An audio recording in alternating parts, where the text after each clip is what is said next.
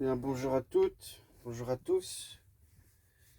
Comme nous approchons de l'année et de la fin de l'année plutôt, et d'une fête importante dans cette fin d'année civile, c'est la fête de Noël. Et Noël est quelque chose de très spécial.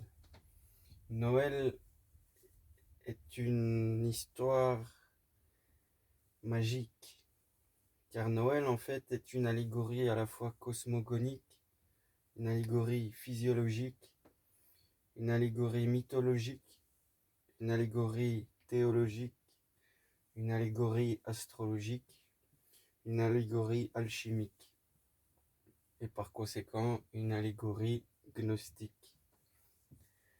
Nous savons que le symbole de Noël, c'est le sapin.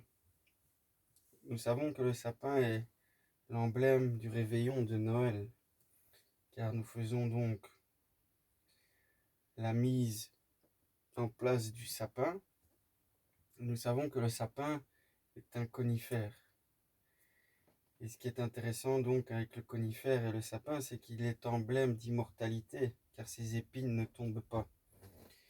Et nous savons également que le sapin donne des pommes de pin, qui est un autre symbole que nous allons aborder tout à l'heure.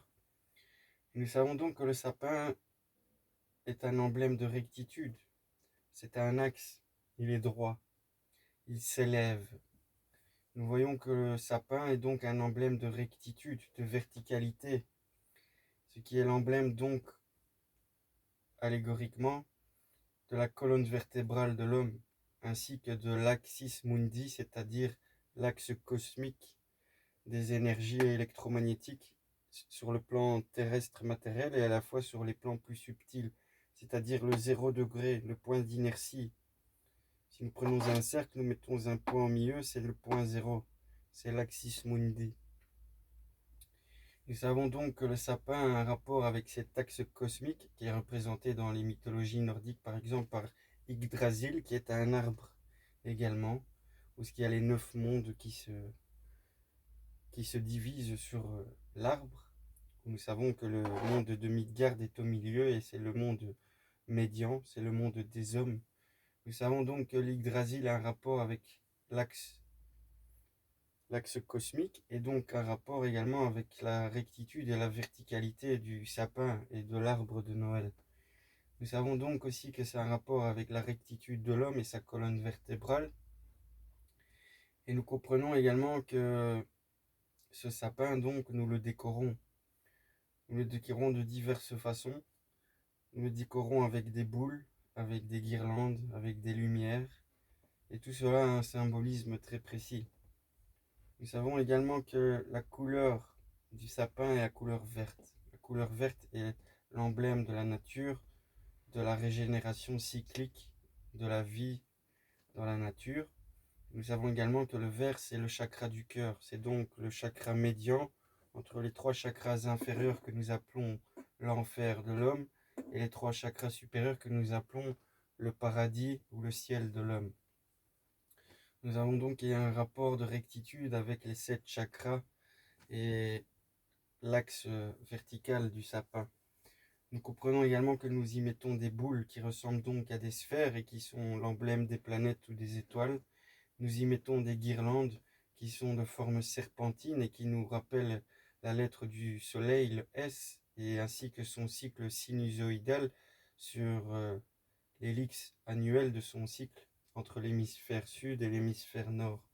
Nous savons également que nous y mettons en rapport à cela des guirlandes, et les guirlandes sont également un emblème druidique et magique car nous y retrouvons le mot gui, qui est donc le parasite du chêne, qui est donc une plante sacrée pour les druides. Nous y voyons donc un rapport au paganisme magique dans le mot guirlande. Et si nous pouvons dire également, guirlande, ça veut dire le pays du gui, car lande, c'est la terre, c'est le pays, et le gui, ça reste donc cette plante qui est donc révérée au chêne, et donc à Jupiter, et qui est donc révérée à la majestuosité royale de la vie. Et nous savons donc que le soleil fait son cycle sinusoïdal d'une forme serpentine, que nous retrouvons donc dans cela.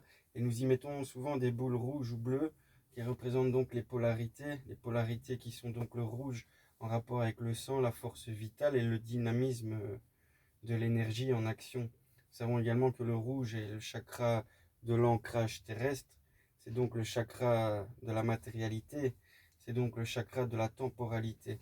Nous y trouvons donc cette couleur rouge omniprésente dans le côté de Noël, sachant que le rouge est aussi une couleur animique et passionnelle, qui est donc une couleur d'attraction, hein, d'attrait.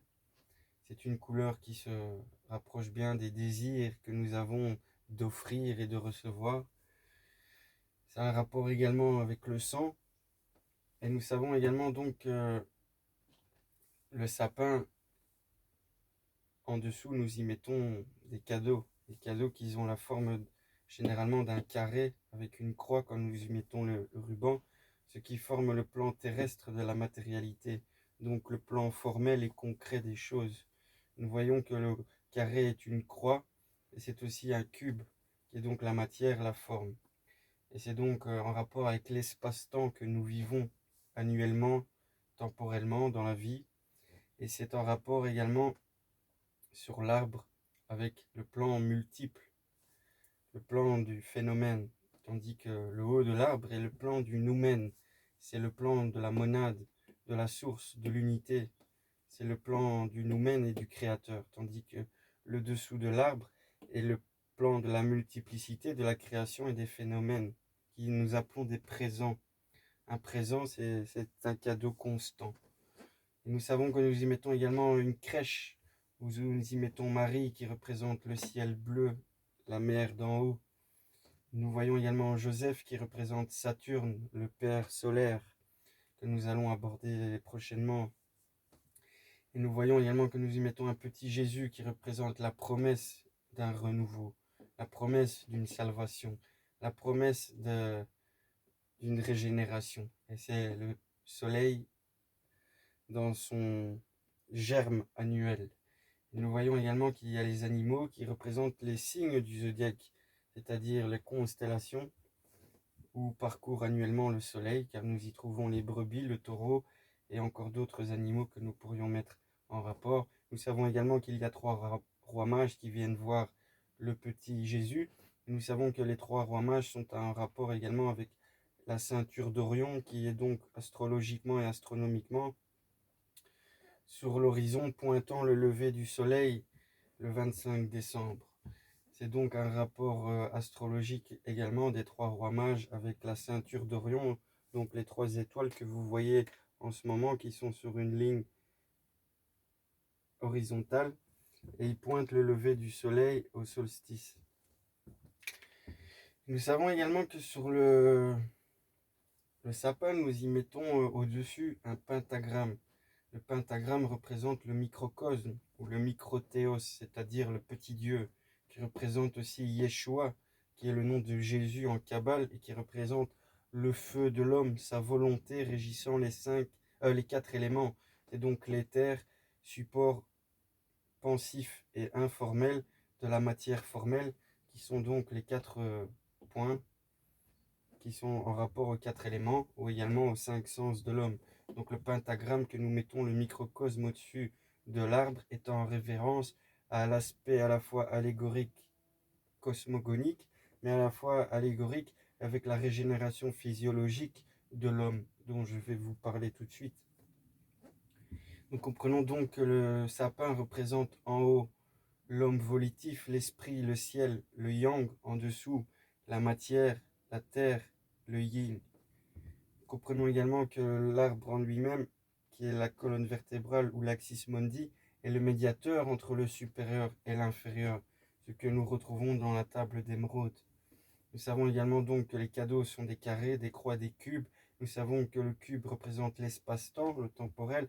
Nous savons également que le mot cube, qui représente donc le cadeau, vient de Koubélé. Et Koubélé, c'est Kibélé, c'est la même chose que la tête. Donc la tête, le cadeau, le cube, c'est une et même seule étymologie. ainsi que le mot kibélé peut dire la nature aussi, car la nature est un présent, un cadeau.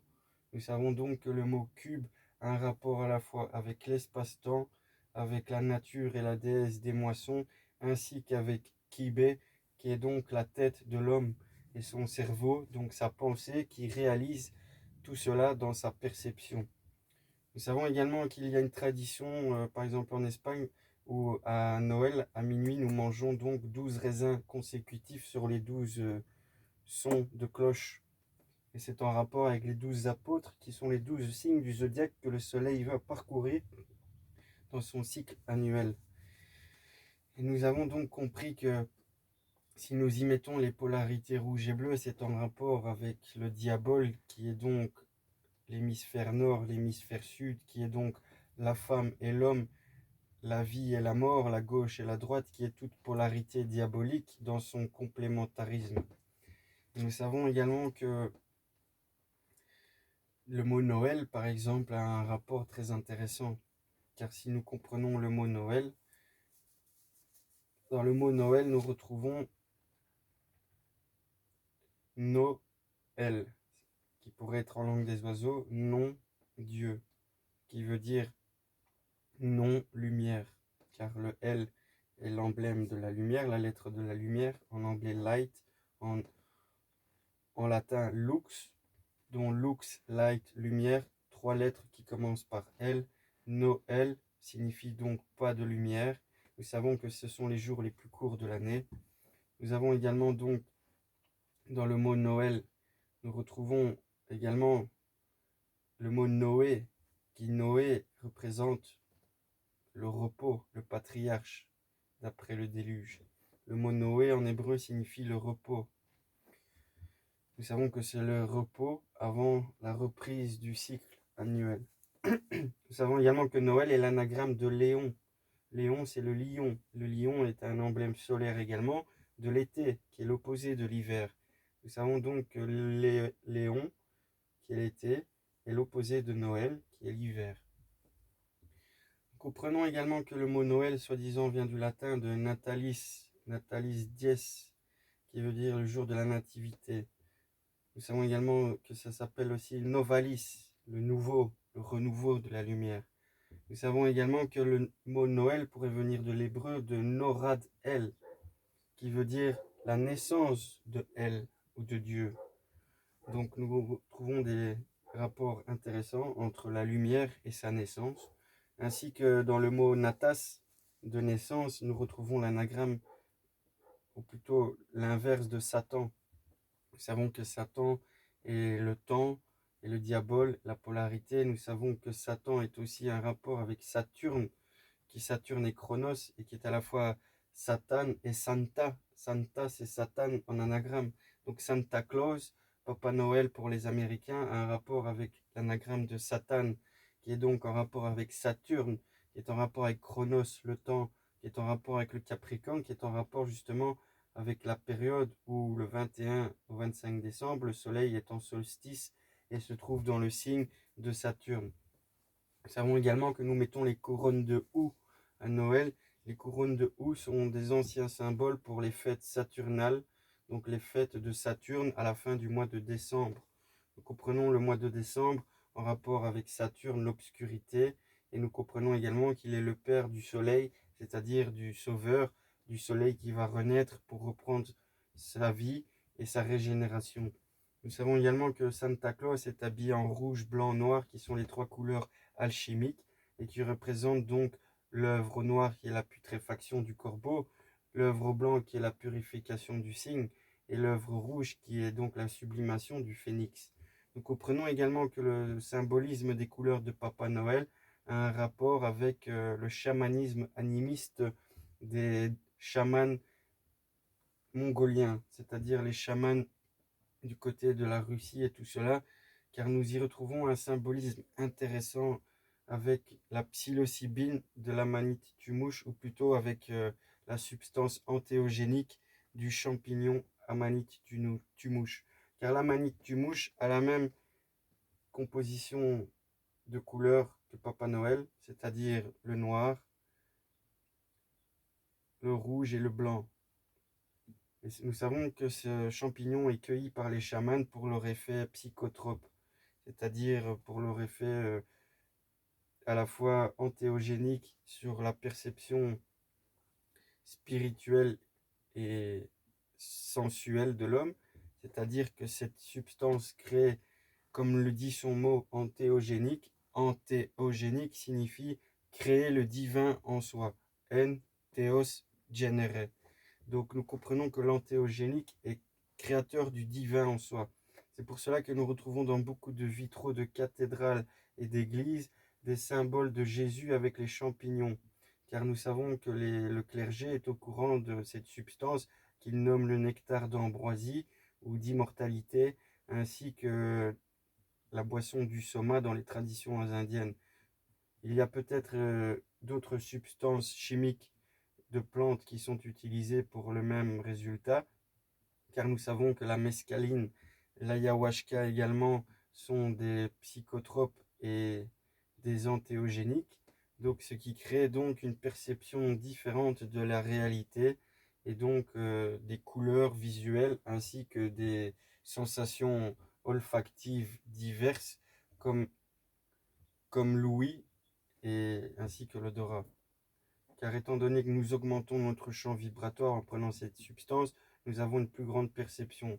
Mais cela est une allégorie de Noël en rapport avec le chamanisme sibérien, dont je vous conseille le livre de John Allegro qui s'appelle The Sacred Mushroom and the Cross, c'est-à-dire le champignon sacré et la croix. Car nous y voyons beaucoup de rapports dans les œuvres architecturales et artistiques du Moyen Âge et de la Renaissance, où le symbolisme de Jésus est prononcé avec le champignon, qui a donc ces mêmes couleurs que le Papa Noël.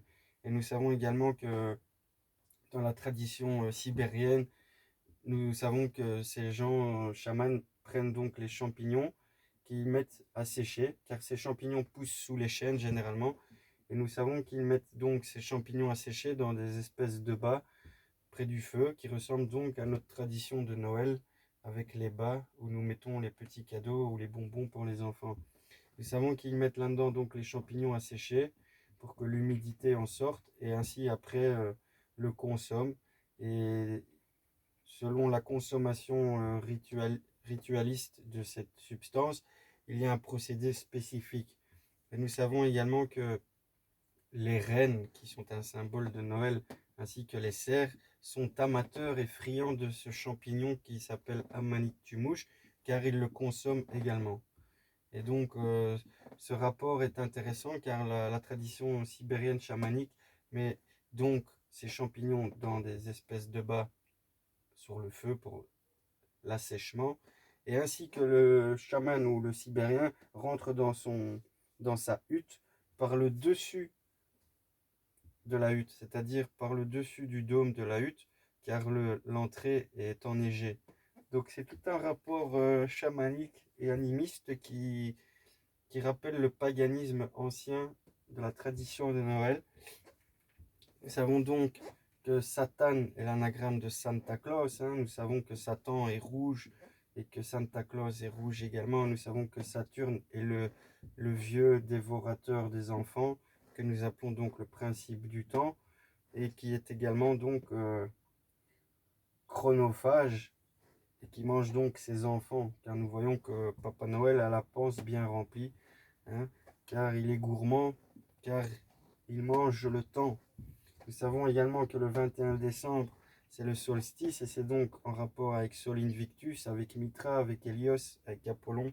C'est donc la fête solaire par excellence. Nous savons également qu'il y a des rapports intéressants dans la numérologie des dates de Noël. Car par exemple, nous savons que le 21 décembre, c'est le 21 plus 12, cela donne 33 et c'est les années du Christ. C'est ainsi aussi les 33 degrés de la franc-maçonnerie ou des marches de l'échelle de Jacob. C'est ainsi les 33 années du Christ et c'est aussi les 33 vertèbres dans l'allégorie physiologique et psychochimique du Christ. Car nous y allons y venir. Mais retournons à la numérologie. 21 du 12, 33. Le 24 du 12, nous avons 36. 36, c'est le cercle zodiacal, c'est 360 degrés ou c'est 36 décans, c'est donc l'aspect cyclique annuel du Soleil. Nous avons le 25 du 12 qui nous donne 37 et 37 nous renvoie à 10 qui est la roue, qui est donc le cycle annuel également entre l'hémisphère nord et l'hémisphère sud qui reprend à cette date-là. Nous avons également en réduction théosophique le 7 et le 3 qui nous redonnent encore 10 et encore le cycle. Et nous avons 3 fois 7 qui nous donne 21, l'univers, la création et l'achèvement perpétuel. Comprenons également que le 25 du 12 nous remet après au 6 janvier, qui est l'épiphanie. Le 6 janvier, c'est le 6 Janus. C'est le 6 du mois de Janus. Janus en rapport avec la solstice de Saint-Jean d'été et la Saint-Jean d'hiver. Car nous savons qu'il y a 2 Saint-Jean en été et en hiver, pour Saint-Jean l'évangéliste et Saint-Jean le Baptiste. Nous savons que Saint-Jean le Baptiste dit qu'il est né 6 mois avant le Christ, c'est-à-dire 6 mois le solstice d'été avant le solstice d'hiver. Et il faut qu'on lui coupe la tête pour que Jésus puisse vivre. Tout cela sont des allégories théologiques du cycle annuel que nous retrouvons dans les évangiles. Nous savons également que le 6 janvier, c'est l'épiphanie. Et l'épiphanie a un rapport également intéressant avec ce que je vais vous expliquer. Car nous savons également que le soleil représente donc, le sapin représente aussi la colonne vertébrale de l'homme, c'est-à-dire son axis mundi entre son cerveau qui est son ciel et son sexe et son coccyx qui est son enfer. Nous savons que le cœur est le médiateur ou la voie du milieu. Nous savons également que la régénération spirituelle de l'homme, que nous appelons la Kundalini par exemple, est cette ascension physiologique et psychochimique du germe. Et ce germe est une substance huileuse et quelque chose de très spécifique qui s'appelle le Christos ou le Christou. C'est donc cela le rapport étymologique du mot Christ ou du mot Messie, Massia. Car nous comprenons que le mot Massia signifie celui qui est oint d'une certaine huile, une graisse. Et le Christ est le Christou, c'est-à-dire celui qui est oint également, être oint d'une huile. Et en fait, cette huile est une substance qui se crée dans l'organisme et qui se germe et qui doit être provoquée par une ascension que nous appelons donc l'initiation. Et cette ascension de ce germe va créer donc le réveil de la glande pinéale ainsi que celle de la glande pituitaire, c'est-à-dire une augmentation de la perception électromagnétique de l'homme, c'est-à-dire retrouver sa conscience ou plutôt sa perception au-delà des 7 couleurs du prisme, au-delà des 4 éléments matériels créant la temporalité visuelle.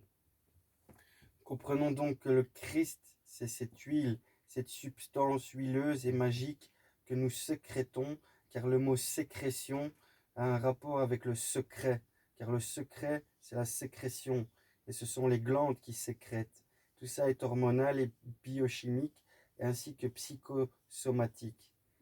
Et nous comprenons également donc que le mot Christmas signifie Christos Massia, qui signifie donc le Christou-Massia, qui signifie donc cette huile, qui signifie donc cette ascension physiologique que l'homme doit provoquer en lui par sa connaissance et par sa régénération. Et cela demande de grands sacrifices, car il faut donc s'abstenir d'appétits vulgaires et s'abstenir donc de mœurs morales détrimentaires. Et nous comprenons donc que ce rapport d'ascension, je l'ai expliqué dans une vidéo qui s'appelle donc le Christ sur ma chaîne. C'est donc un rapport avec la régénération physiologique où j'explique le principe de cette régénération. Et nous comprenons donc que cette régénération se fait à travers les 33 paires de vertèbres de l'axe de la colonne vertébrale. C'est ainsi que les 33 années du Christ ou les 33 degrés sont achevés dans la glande pinéale et la glande pituitaire qui représentent l'épiphyse et l'hypophyse. Et l'épiphanie, qui est donc au-delà du visible, a un rapport avec l'épiphyse, car nous savons que l'épi est en rapport aussi avec le signe de la Vierge, car elle porte l'épi. Et l'épi signifie au-delà, au-dessus, c'est-à-dire dans le supérieur, c'est-à-dire dans la perception augmentée. Et nous savons que l'épiphanie signifie le retour du soleil, car nous la voyons bien de nouveau sur l'horizon reprendre son ascension annuelle jusqu'au solstice d'été. C'est donc un rapport entre l'épiphanie, donc la montée du solstice d'hiver qui représente le chakra inférieur, au solstice d'été qui représente donc le chakra supérieur.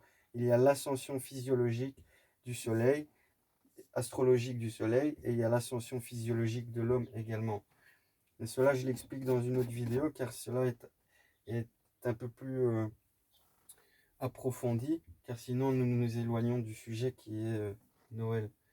Nous savons également que à Noël, il y a ce rapport avec le sapin qui est donc le conifère, la pomme de pin, qui est donc cette pomme de pin que nous retrouvons sur le Bouddha, sur le Krishna, qui est donc aussi sur la place de Saint-Pierre au Vatican, car ces gens savent très bien que la glande pinéale et la glande pituitaire sont les récepteurs électromagnétiques de la substance cosmique, c'est-à-dire de la perception.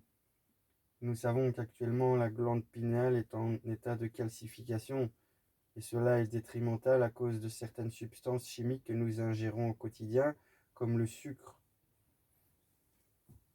Et nous savons également que le Christ a un rapport avec donc cette glande pinéale qui est en rapport au troisième œil des Indiens, qui est donc l'ajna et qui est la bouddhi. La bouddhi est l'âme spirituelle de l'homme, l'âme christique, c'est-à-dire l'âme régénérée, l'âme unifiée entre ces deux polarités qui sont donc le bien et le mal, le pour et le contre, la vérité et le mensonge, la vie et la mort, la naissance et la décrépitude.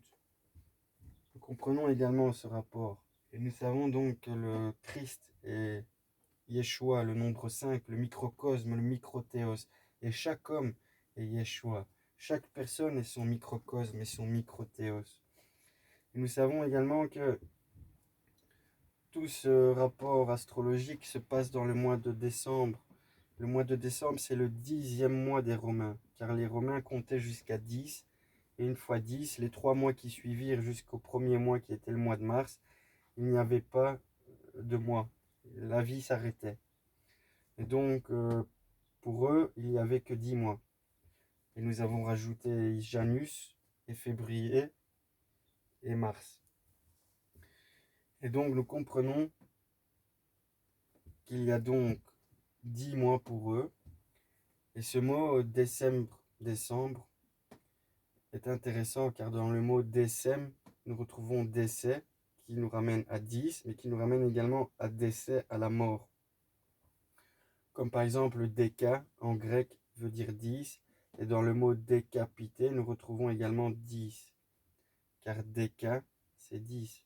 Donc il y a un rapport entre le 10 et la mort, et la tête qui est coupée, c'est-à-dire la tête de l'année qui est coupée et qui recommence au mois de décembre, car l'année où le soleil renaît, c'est-à-dire l'ascension reprend, et la tête qui était coupée, comme dans l'allégorie de Saint Jean, ben, se remet en place. C'est un rapport intéressant et nous savons également que dans le mot par exemple December ou November ou September, dans tous les mois qui passent donc de l'automne à l'hiver, nous retrouvons amber, ambre, qui est donc la résine fossilisée de couleur orangée jaune, c'est-à-dire du bois fossilisé de millions d'années, et c'est donc de la lumière condensée. C'est pour cela qu'il y a la promesse dans les mois d'obscurité et dans les mois d'hiver, enfin dans les mois de l'automne, il y a la promesse de la lumière et du renouveau de la lumière. Car nous disons septembre, il fait noir, il commence à faire noir. Octobre, novembre, décembre, il commence à faire noir. Et donc, nous savons qu'il y a dans ces mots-là la promesse amber de la lumière, qui est donc, car nous savons que l'ambre est électromagnétique, qui provoque donc de l'électricité statique. Et nous savons donc que c'est un rapport avec la lumière condensée et fossilisée. Et c'est donc un rapport à la promesse de la lumière qui va renaître. Nous savons également que le Soleil est dans le solstice, dans le Capricorne qui appartient à Saturne. Et nous savons que Saturne est 7 aussi, car 7 est Satan, et 7, c'est comme dans le nombre 7, car 7 signifie en hébreu Shabtai, qui veut dire Saturne, ainsi que Shabbat, le 7e jour du repos. Et nous savons que Noël contient Noé, le repos. Nous savons également que Noël contient Noël, pas de lumière. Nous savons que Noël contient également Léon, c'est-à-dire le signe de l'été et de l'inverse de l'hiver. Donc, retrouvons dans le mot 7 des Égyptiens, nous retrouvons Saturne, le maître de l'obscurité. Nous savons donc qu'il est le père du soleil, car le soleil renaît dans son signe. Le symbole du Capricorne est la chèvre, car la chèvre monte et donc est signe d'ascension. Et nous comprenons également un fait très intéressant, c'est que nous savons que le 25 décembre à minuit 1, quand nous mettons dans un calculateur astronomique la date et l'heure, donc de 25 décembre minuit 1, que voyons-nous d'intéressant? Sur l'ascendant, nous voyons le signe de la Vierge.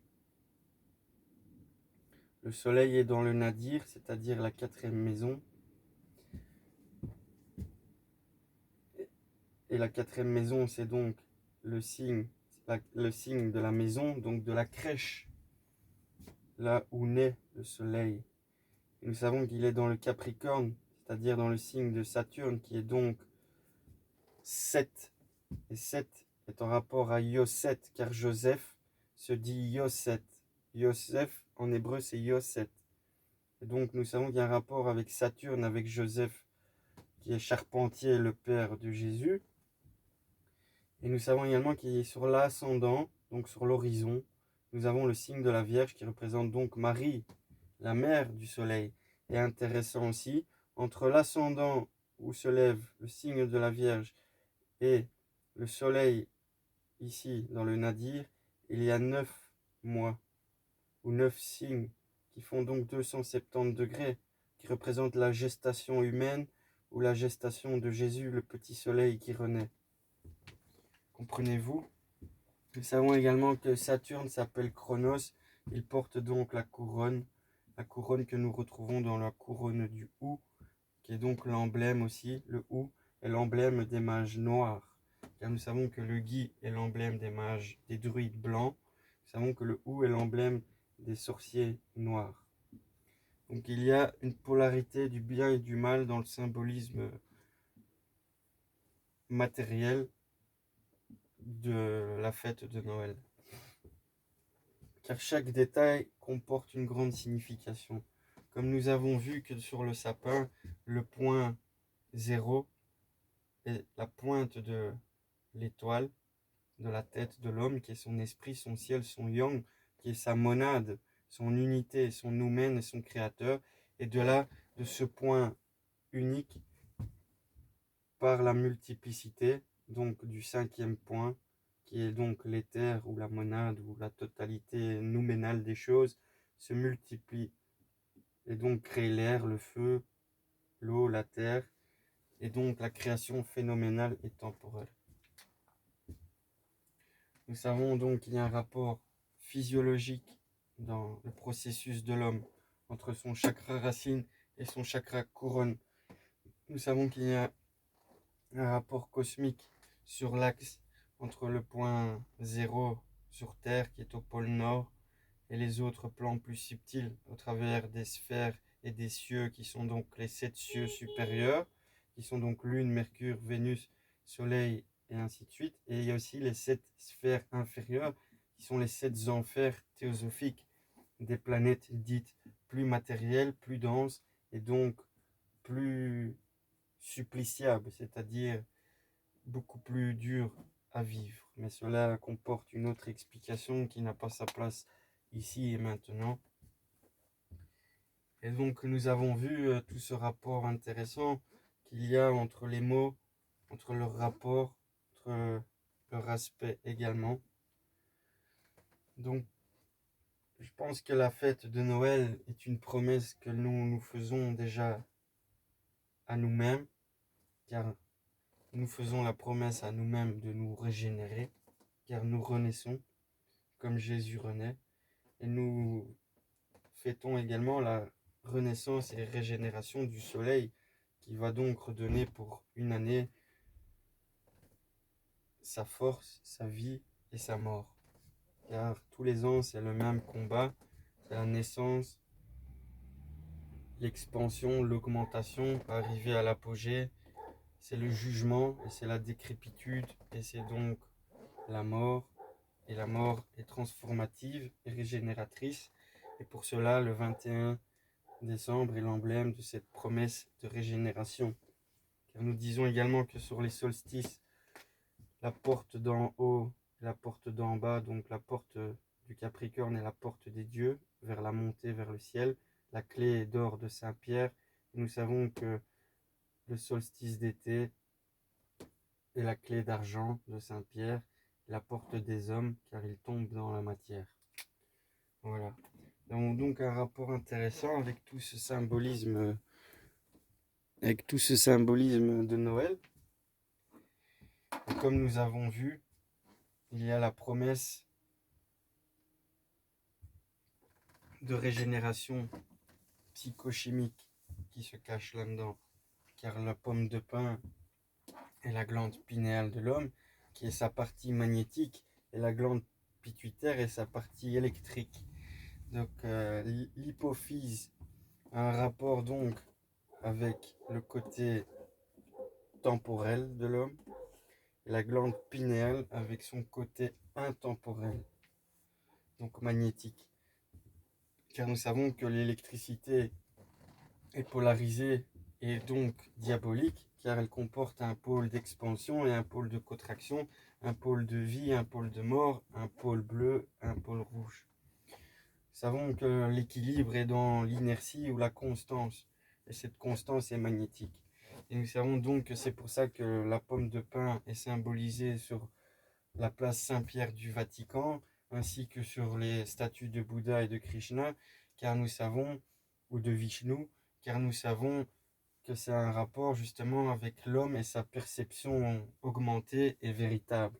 Et c'est pour cela qu'il y a ce rapport animiste au chamanisme et aux substances psychotropes comme la psilocybine, qui veut dire psilocybé, psilocoubé. Nous avons vu que le cube a un rapport avec la nature koubélé, kibélé, qui est cybèle, le cube qui est en lui-même la forme matérielle de la croix de l'espace-temps. Et nous avons également Kibé qui donc représente cette fonction du cerveau de l'homme, de sa perception cérébrale. Car nous savons également donc que la cérébralité de l'homme se met à nu par la psilocybine, car le mot psilo signifie nu. Donc la tête à nu, car quand nous consommons les champignons de psilocybine, nous mettons notre perception à nu, c'est-à-dire que nous voyons les choses derrière leur aspect figé et condensé et matériel. Donc nous avons compris qu'il y a ce rapport physiologique de régénération de l'homme, avec donc les substances entéogéniques que nous retrouvons dans les cultes chrétiens, dans les arts, dont je mettrai des photos si vous le voulez dans une vidéo. Si vous avez mon Facebook, vous pouvez les retrouver plus facilement. Ainsi que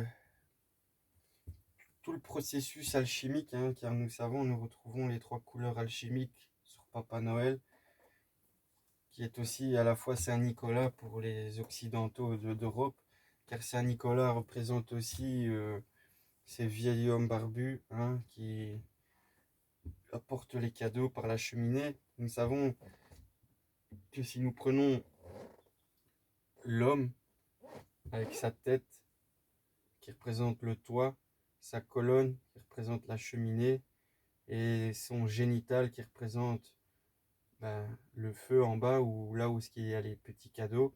Nous comprenons donc l'aspect physiologique de régénération de Saint-Nicolas dans le mythe allégorique ou de Papa Noël. C'est donc cette substance, cette huile qui se crée dans le cérébrum et le cérébellum, c'est-à-dire dans le cerveau, qui descend le long des canaux, car il y a deux canaux, donc Ida et Pingala, qui descend par ces canaux.